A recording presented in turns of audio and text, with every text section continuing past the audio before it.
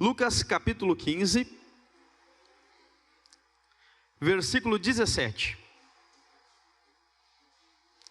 Aleluia. Quem encontrou? Amém?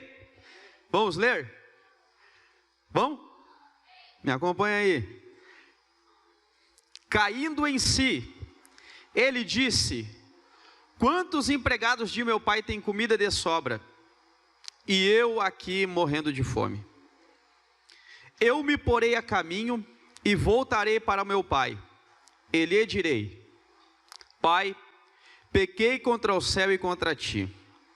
Não sou mais digno de ser chamado teu filho. Trata-me como um dos teus empregados. A seguir, levantou-se e foi para o seu pai. Estando ainda longe, seu pai o viu cheio de compaixão. Correu para o seu filho e o abraçou e beijou. O filho lhe disse: Pai, pequei contra o céu e contra ti. Não sou digno de ser chamado teu filho. Mas o pai disse aos seus servos: depressa, tragam a melhor roupa, vistam nele, coloquem um anel em seu dedo e calçados em seus pés.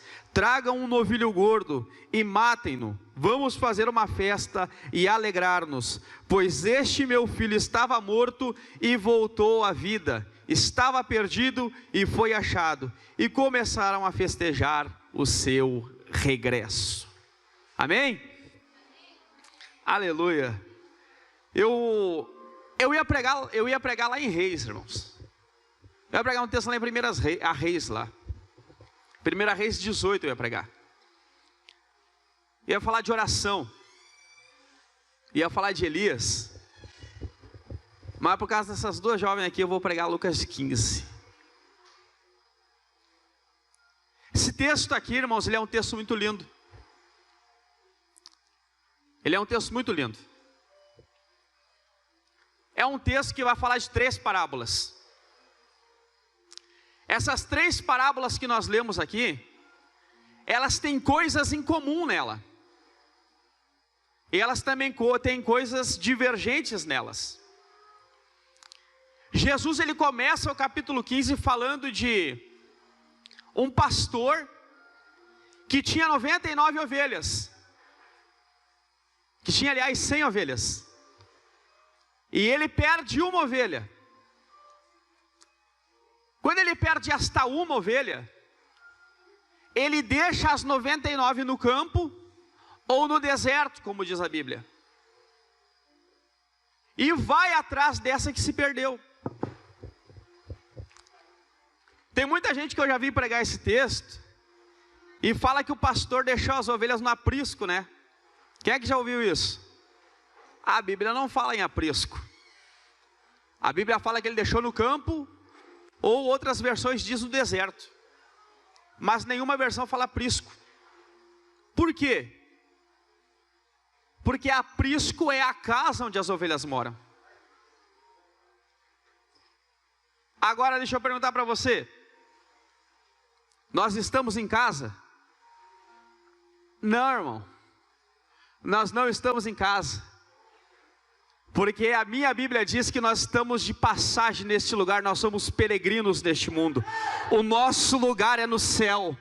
Aleluia. E quando o nosso pastor vir e nos buscar e nos levar para o céu, então nós estaremos no aprisco, lugar de segurança, lá com ele no céu. Mas isso é só depois do arrebatamento. Enquanto isso, nós estamos aqui neste mundo. Estamos no campo, estamos no deserto. Agora nós estamos ali todos juntos e o pastor vai em busca desta ovelha que se perdeu. E ele não para e não desiste até encontrar ela. Por quê? Porque uma ovelha, ela é importante. Não importa por qual motivo ela se perdeu. Não importa por qual motivo ela se desgarrou. O que importa é que o pastor a ama. Aleluia, e eu quero dizer para vocês que o pastor, Jesus Cristo, o bom pastor, ele ama vocês, e por isso ele preparou este momento, ele preparou este culto, para falar para vocês, vocês são importantes para mim, e eu quero trazer vocês de volta, e cuidar de vocês. Aleluia! Primeiro uma ovelha que se perde. Depois, Jesus continua contando uma outra parábola. A parábola da dracma perdida. Uma mulher, ela tinha 10 dracmas. Ela perdeu uma só. Tem um contexto histórico por trás disso aqui. Em relação à dracma. O contexto é em relação a casamento. Porque quando alguém queria se casar com uma moça, ele pagava um dote. Hoje em dia não tem mais disso, né? Hoje em dia não tem mais disso, ninguém mais paga dote. Mas naquela época eles pagavam dote. E o dote podia ser 10 dracmas, ou 12 dracmas. Dependia do poder aquisitivo do noivo. Ele dava essas 10 dracmas para a noiva. E quando chegasse o dia do casamento, a noiva ela tinha que ter as 10 dracmas. Se ela perdesse uma dracma, o casamento era cancelado. A gente entende aí o valor da dracma para aquela mulher. Ela perdeu a dracma dentro de casa, mas a dracma tinha valor para ela. Ela começa acendendo uma luz e varrendo a casa e limpando a casa até encontrar a dracma que ela tinha perdido. Enquanto ela não encontra a dracma, ela não para. Ela não para de limpar e de procurar enquanto ela não encontra a dracma. Olha só que interessante. Eu contei as 2 primeiras parábolas para vocês. Essas 2 e a terceira, que é do filho pródigo, tem algo em comum. Que é o quê? Tinha uma coisa. E essa coisa se perdeu. Primeiro foi uma ovelha. Se perdeu aonde? No mundo, do lado de fora. Depois, uma dracma, que se perdeu aonde? Dentro de casa. O que tinha em comum é que as 2 coisas se perderam. O que tem em comum também é que as 2 coisas foram achadas. O que tem de diferente? Uma foi fora de casa, outra foi dentro de casa. Eu, quando começava a estudar e a ler esta parábola, a ler esse texto de Lucas 15, eu comecei a entender que Jesus ele contou esta primeira parábola da ovelha perdida e a segunda parábola da dracma perdida para nos dar uma ideia do que ele ia vir na terceira parábola. Porque na terceira parábola nós vemos ali um pai que tinha 2 filhos, um mais velho, um mais moço. E esse pai, ele vive uma vida muito boa com seus filhos. Só que um filho dele, de repente, resolve pedir a herança para o pai. O filho mais novo, ele resolve pedir a herança para o pai. Ele chega para o pai e diz: pai, eu quero a minha parte da herança que me cabe. O pai olha para ele e o pai vai dar para ele aquilo ali que ele pediu. O pai não vai discutir com ele, simplesmente vai dar para ele aquilo que ele pediu. Sabe por quê? Porque tem uma coisa que Deus não faz com a gente, Deus não interfere no nosso livre-arbítrio. Irmão, se tu hoje está na igreja e tu quiser sair ali, Deus não vai te impedir, Ele vai deixar tu ir. Por quê? Porque Ele não interfere no teu livre-arbítrio. Por mais que a gente fale, por mais que a gente ensine que o mundo não tem nada de bom, que o mundo não tem nada que preste, que você não vai encontrar felicidade lá em lugar nenhum. Muitas pessoas, muitas vezes, querem ir para lá e experimentar as coisas do mundo. Que nem esse filho, que fez isso. E me chama a atenção, porque o pai, ele não fala nada para o filho, ele simplesmente dá a parte da herança para o filho. Só que olha só a gravidade disso. A herança, ela era repartida entre os filhos depois que o pai morria. Quando um filho pedia para o pai a herança com o pai em vida, era como se ele estivesse desejando a morte do pai. E mesmo ele desejando a morte do pai, o pai não retruca, o pai dá para ele a herança. Aleluia. O pai dá para ele e deixa ele ir. O filho vai. vive a vida, gasta tudo que ele tem. E aí é aquela velha história que todos nós conhecemos. Quando tu está bem, quando tu tem, tá cheio de amigo na volta. Mas depois que tu não tem, você fica abandonado, você fica esquecido. Ninguém mais te procura, ninguém te estende a mão. É a mesma coisa que aconteceu com esse filho aqui. Ele foi e aproveitou a vida dele do jeito que ele queria, uma vida promíscua, uma vida desgarrada, até o momento em que ele não teve nada. E teve um trabalho, procurou um trabalho de alimentar porcos. A situação dele era tão precária, era tão decadente, era tão no fundo do poço, que ele não comeu as comidas do porco, mas a Bíblia diz que ele desejava comer aquilo ali, porque ele estava com tanta fome que ele olhava para aquela comida e ele, meu Deus, eu preciso comer alguma coisa. E a vontade dele era de se alimentar com a comida dos porcos. Só que quando ele está nessa situação, ele cai em si. O texto que eu li aqui diz que ele cai em si. E ele caindo em si,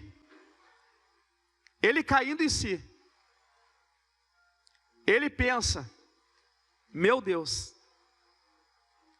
eu estou com fome. E lá na casa do meu pai, os empregados têm abundância de pão. Ele resolve tomar uma atitude. Ele diz para ele mesmo, eu vou me levantar. Eu vou ir lá falar com meu pai. E eu vou dizer para ele, pai, eu pequei contra ti. E pequei contra o céu. Eu não sou digno de ser chamado teu filho. Mas eu quero te pedir uma coisinha. Pelo menos faz de mim como um dos teus trabalhadores. Me trata como um empregado teu.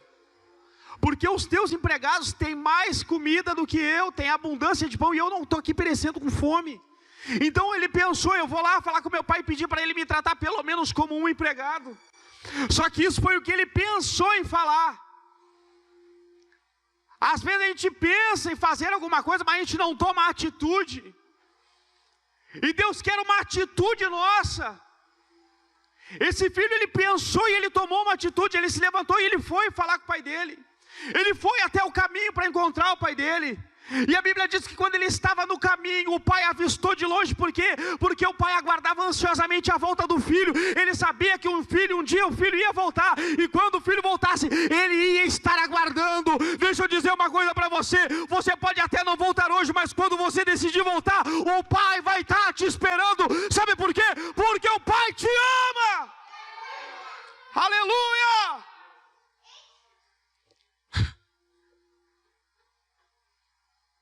Ele avista o filho de longe. A Bíblia diz que ele vai correndo até o filho. Agora, olha só, pega essa visão aqui.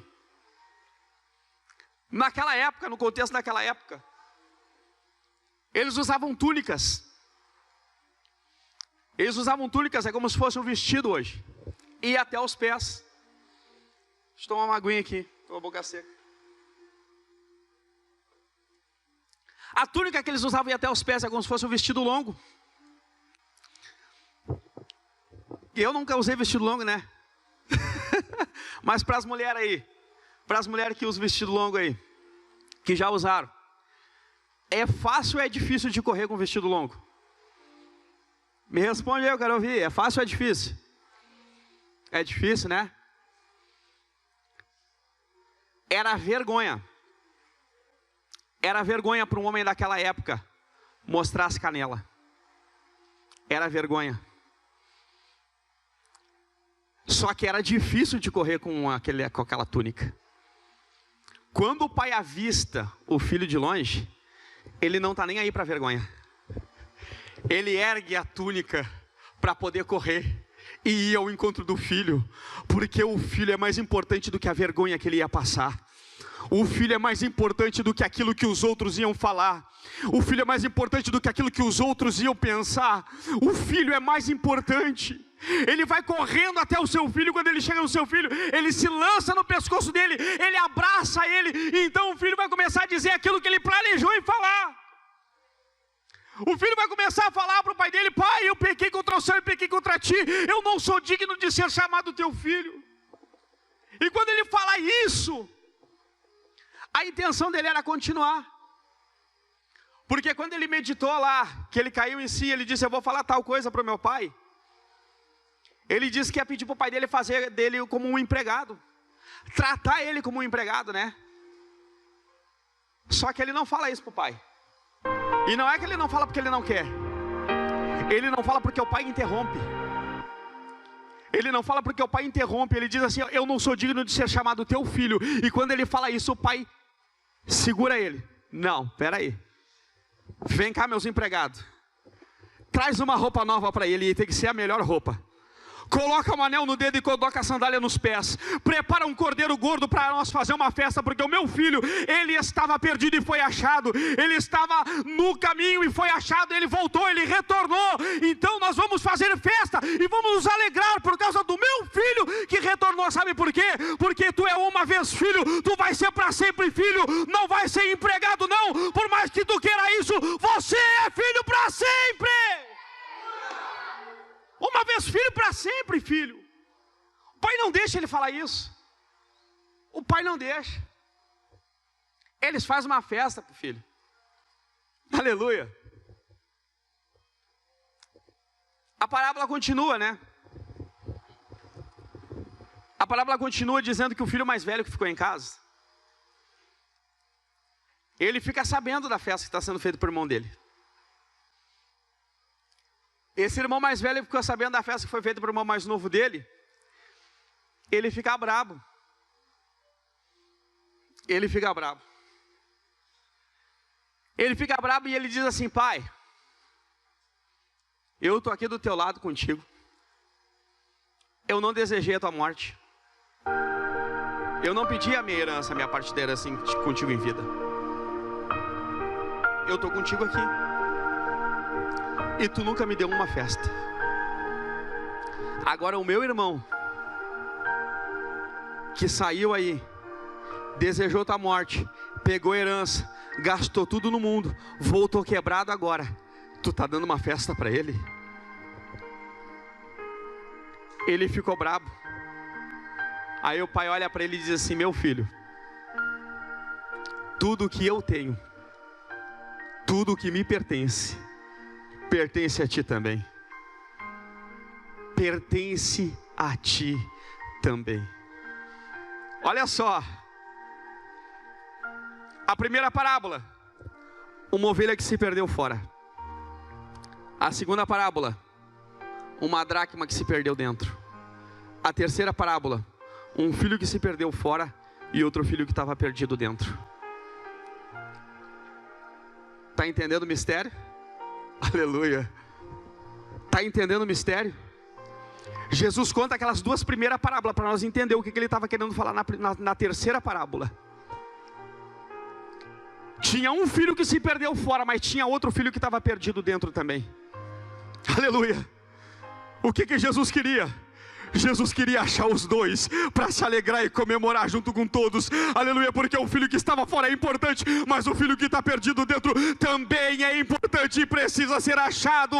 Aleluia, se preocupe com o seu irmão que está lá fora, está perdido. Se alegre quando ele retornar, faça festa, porque ele é importante, você também é importante. Quando eu estava lendo esse texto aqui e estava pensando nisso, o pai falando para o filho mais velho e dizendo para ele: meu filho, tudo que eu tenho é teu. É teu, aproveita, usufrui. É teu. Tu está entendendo o que eu estou querendo dizer para ti, irmão? O que Deus tem é para ti também. É para nós, é só nós desfrutar. É só nós fazer uso daquilo que Ele já nos deu. Eu estava vendo que o pai e o filho estavam dentro de casa, moravam no mesmo ambiente, conviviam junto, estavam ali no mesmo lugar. mas eles não tinham uma sintonia de pensamento. Eles não tinham comunhão um com o outro. O pai ansiava pela vinda do filho mais novo, mas o filho mais velho não queria nem saber dele. Não é esse o sentimento de igreja. Não é esse o sentimento de igreja. Nós temos que ter amor pelas almas que estão lá. Nós temos que ter o desejo e o anseio de ver elas retornar aqui de novo. O mesmo anseio que o pai tinha por ver o seu filho retornar para sua casa, nós como irmãos também temos que ter e temos que ansiar por isso. E nem que seja ir atrás, a gente tem que ir para buscar eles de volta. Mostrar para eles que são importantes. Mostrar para eles que a gente se preocupa. Mostrar para eles que eles têm que estar aqui, aqui é o lugar deles, e não é como empregado, não, é como filho. É como filho. Aleluia. Vocês têm ideia da importância que vocês têm para Deus?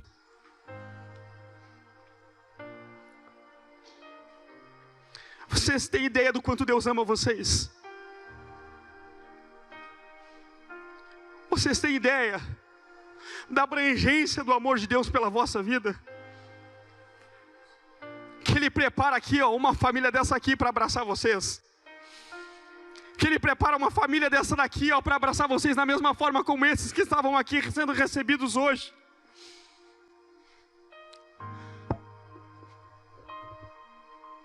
Aleluia.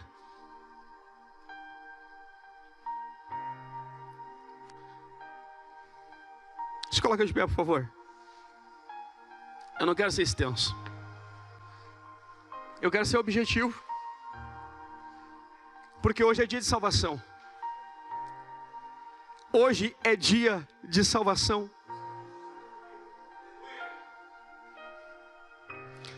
Eu não posso dizer para você que você vai ter uma oportunidade amanhã. Eu não tenho condição de falar para alguém que amanhã você vai ter uma oportunidade. O ontem é passado, já passou. O futuro a Deus pertence. Mas o presente é nosso. Deus nos deu. Por isso que se chama presente. Hoje, Deus tem um presente para vocês. A porta da graça. A porta da salvação. A cruz de Cristo. Hoje ela pode alcançar vocês. A oportunidade ela é hoje, não é amanhã. Aleluia.